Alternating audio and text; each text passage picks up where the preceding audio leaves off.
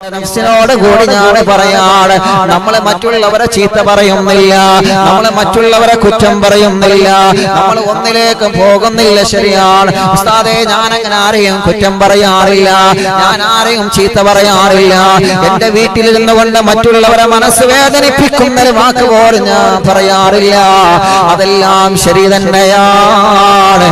പക്ഷേ അല്ലാഹുവിന്റെ ഹബീബ് പറയുകയാണ്, നിങ്ങൾ മറ്റുള്ളവരെ ചീത്ത പറഞ്ഞിട്ടില്ല െങ്കിലോ ചീത്ത പറയാനുള്ള അവസരം നിങ്ങൾ ഒരുക്കി കൊടുക്കുന്നവരാണോ, നിങ്ങളെ കുടുംബജീവിതത്തിൽ അല്ലാഹു സമാധാനം തരൂല്ല. മാറണം മോനെ, മാറണം മോളെ, പുതിയ ജീവിതത്തിലേക്ക് അറിവിന്നിലാവിലൂടെ കടന്നു വാ ചെറുപ്പക്കാരാ.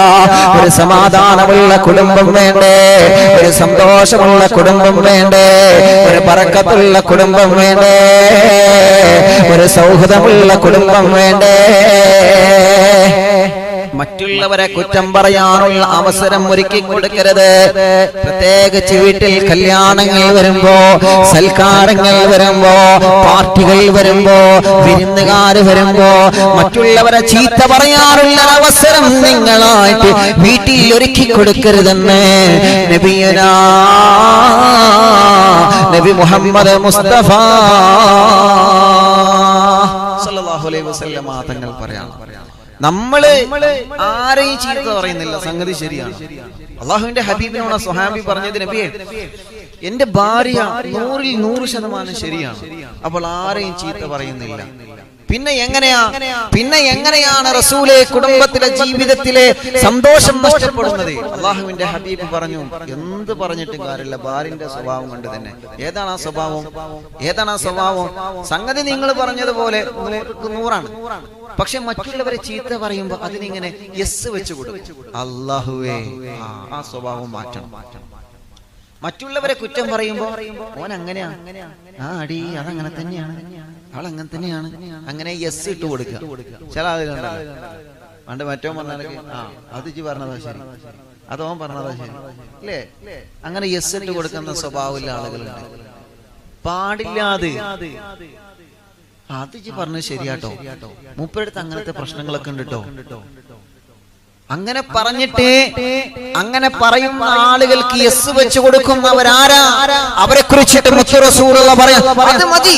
കുടുംബ ജീവിതത്തിലെ ബറക്കത്തും സമാധാനവും സന്തോഷവും തച്ചുടയാൻ അത് മതി. ആ കുടുംബത്തിൽ സന്തോഷം ഉണ്ടാവൂല എന്നാണ്. ഇതെന്റെ വാക്കല്ല, മദീനയുടെ നായകർ നബി മുഹമ്മദ് മുസ്തഫ സല്ലല്ലാഹു അലൈഹി വസല്ലം. അപ്പൊ ഞാനടക്കം നമ്മൾ ഓരോരുത്തരും ചിന്തിക്കാം, നമ്മുടെ വീട്ടിൽ, നമ്മുടെ അടുക്കളയിലോ, നമ്മുടെ സിറ്റ് ഔട്ടിലോ, നമ്മുടെ ബെഡ്റൂമിലോ ഒരു ദിവസം അങ്ങനെ ഒരു അവസരം നമ്മൾ ഒരുക്കാറുണ്ടോ എന്ന്.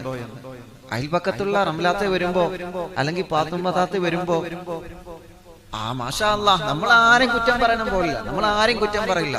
അവിടുത്തെ കുറ്റങ്ങളൊക്കെ വന്നിട്ട് ഇവിടെ എങ്ങനെ പറയും? എവിടെ ഈ ഗീബത്തും നമീമത്തൊക്കെ വിളമ്പുന്നത് എവിടെയാ? നമ്മുടെ വീട്ടിലാണ്. നമ്മൾ നമസ്കരിച്ച് ബറക്കത്ത് ചോദിച്ചു വാങ്ങുന്ന വീട്ടിലെ പാതിരാ സമയത്ത് പടച്ചതമ്പുരാന്റെ ദർബാറിലേക്ക് കരങ്ങൾ ഉയർത്തി അല്ലാഹുവിനോട് പൊട്ടിക്കരഞ്ഞ് തഹജ്ജുദ് നമസ്കരിക്കുന്ന ഈമാനുള്ള അറിവ് നിലാവിന്റെ ഉമ്മ, നിങ്ങൾ അല്ലാഹുവിനോട് ബറക്കത്ത് ചോദിച്ചു വാങ്ങി വീട്ടിലെ. പക്ഷേ തഹജ്ജുദിന്റെ സമയത്ത് ചോദിച്ചു വാങ്ങിയ ബറക്കത്തിനെ അയൽപക്കത്തുള്ള ഏതെങ്കിലും പ്രിയപ്പെട്ട സഹോദരിമാർ, അതല്ലെങ്കിൽ കുടുംബത്തിൽപ്പെട്ട വേറെ ആരെങ്കിലും കയറി വന്നുകൊണ്ട് അസറിനോ ഒഴിവ് സമയത്തോ വന്നിട്ട് ആ ബറക്കത്തിനെ നഷ്ടപ്പെടുത്തുന്നത് നമ്മൾ ശ്രദ്ധിച്ചിട്ടില്ലെങ്കിൽ നമ്മുടെ കുടുംബത്തിലെ ബറക്കത്തും നഷ്ടപ്പെടും. ശ്രദ്ധിക്കണം നമ്മളെ എന്ന് പറഞ്ഞ അയൽവാസികൾ വരണ്ട എന്നല്ല, കുടുംബക്കാര് വരണ്ട എന്നല്ല, അത് വേണം. പക്ഷെ പലപ്പോഴും നമ്മൾ ശ്രദ്ധിക്കാതെ പോകുന്ന കാര്യമാണ്. 3 നാൾ കൂടുമ്പോ നമ്മൾ ഇങ്ങനെ പറയാൻ തുടങ്ങും, അവന്റെ അവസ്ഥ എന്താ, അല്ല അവരപ്പോ കാണുന്നില്ലല്ലോ, അങ്ങനെ തുടങ്ങിക്കോളും. അങ്ങനെ വേച്ച് അങ്ങനെ തുടങ്ങിക്കോളും. ഉണ്ടാവാൻ പാടില്ല, ശ്രദ്ധിക്കാൻ വേണ്ടി പറയാം.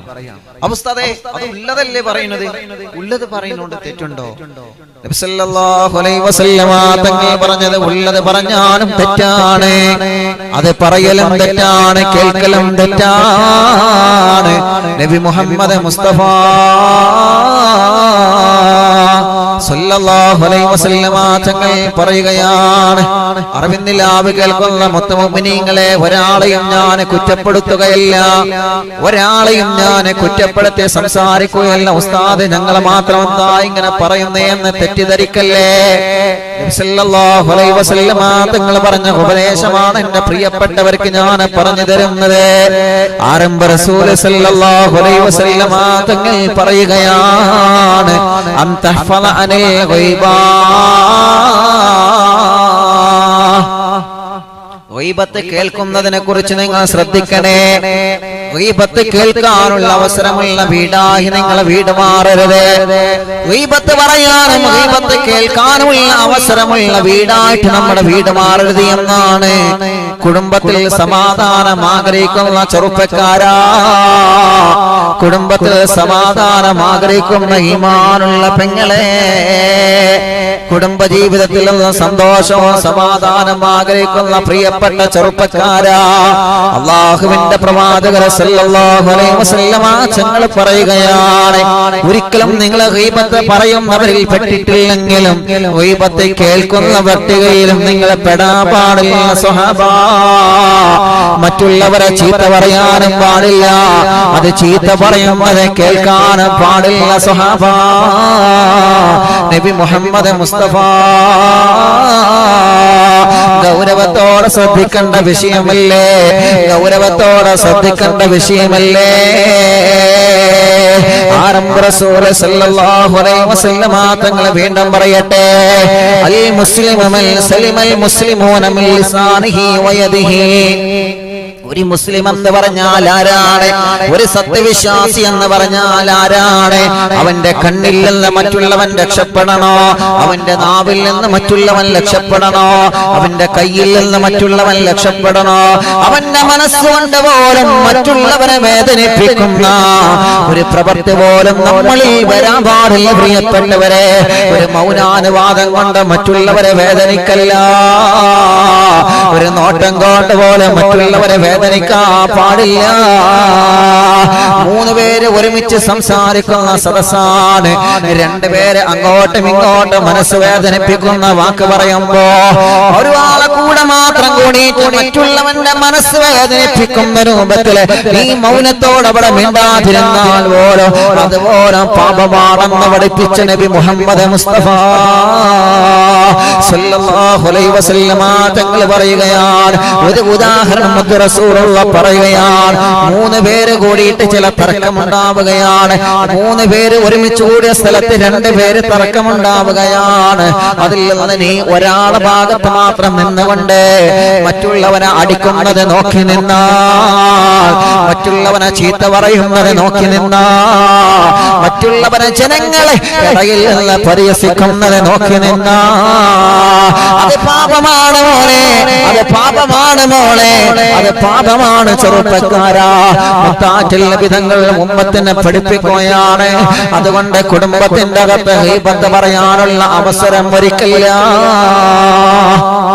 അത് പ്രഭാഷണത്തിലൂടെയാണെങ്കിലും പാട്ടിലൂടെയാണെങ്കിലും കോമഡിയിലൂടെയാണെങ്കിലും അല്ലാഹുവേ മറ്റുള്ളവരെ പരിഹസിക്കുന്ന രൂപത്തിലുള്ള സീന് കണ്ടോ നിങ്ങളെ, മറ്റുള്ളവരെ പരിഹസിക്കുന്ന രൂപത്തിലുള്ള പ്രഭാഷണം കേട്ടോ നിങ്ങളെ, മറ്റുള്ളവരെ പരിഹസിക്കുന്ന രൂപത്തിലുള്ള ഗാനം കേട്ടോ നിങ്ങളെ, എല്ലാം പാപം തന്നെയാണ്, എല്ലാം തെറ്റി തന്നെയാണ്.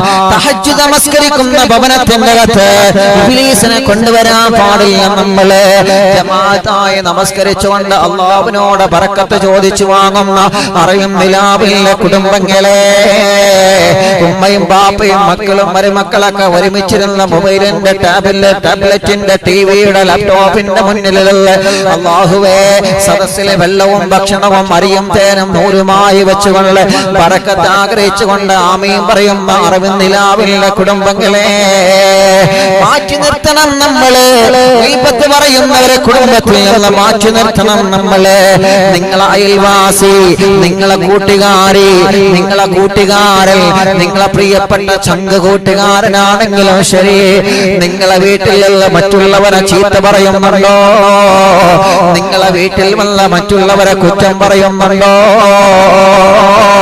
ആ സ്വഭാവം തിരുത്തേണ്ടത് നമ്മൾ നമ്മുടെ കടമയാണ്.